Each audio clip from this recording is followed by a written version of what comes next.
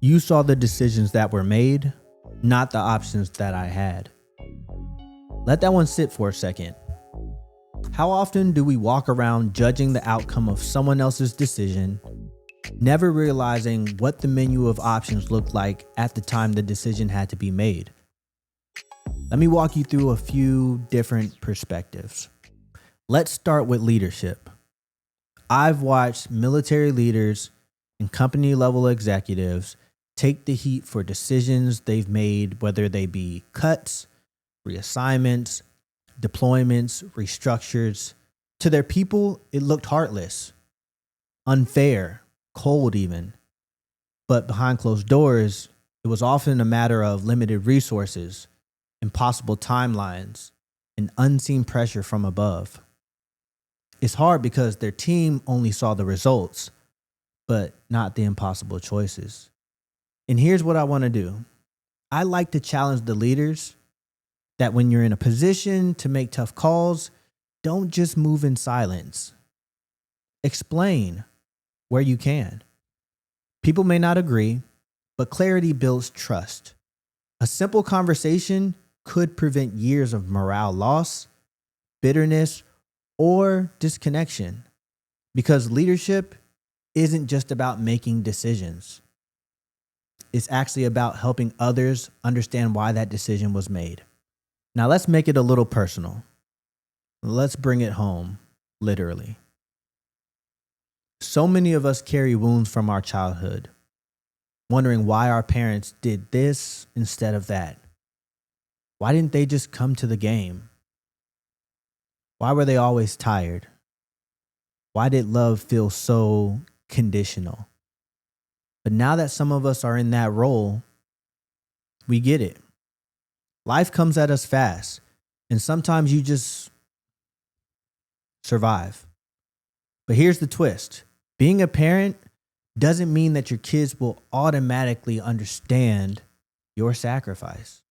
They see the outcomes, not the exhaustion, the distance, not the decisions. So if you're a parent, especially now, try telling your story. Tell your kids, I was trying to figure it out. I didn't have the help. I loved you even if it didn't always show. You might be shocked how healing that actually can be. A simple explanation could cure a lifetime of confusion. It could save your child from thinking that they weren't worthy of more. Lastly, let's talk about social judgment. This month actually marks 20 years since Hurricane Katrina, a hard anniversary for most people in New Orleans.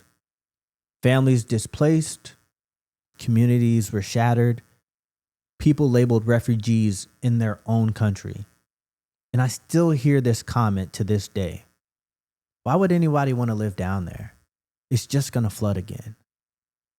That one always makes me pause, because when people say that, it shows me they've only seen the outcome, not the heritage, not the community, not the history, and not the lack of options. They simply play armchair quarterback to someone else's survival story. For many, leaving wasn't a real choice. Staying was more about identity, not ignorance. We've got to stop being so comfortable judging people's lives from the safety of distance and from our privilege. We need to get better at asking why before we consider the fact that we have all the answers. And if you are someone who has lived through the flood, through the struggle, through the judgment, please tell your story.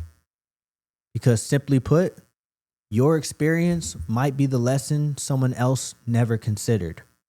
So yes, this particular side salad is about grace, but it's also about responsibility. If you're a leader, a parent, or a person who's been put in the position to make tough calls, challenge yourself to communicate. You don't have to give away every single detail. That's not what I'm saying. But context could be everything. People will still feel. They may still hurt. but they won't be left wondering in the dark. Because most of the damage in this world doesn't come from bad intentions. It comes from silence. This has been another Side Salad from the Salad Bowl Podcast. Until next time, do me a favor and normalize authenticity. Remember, every decision tells a story.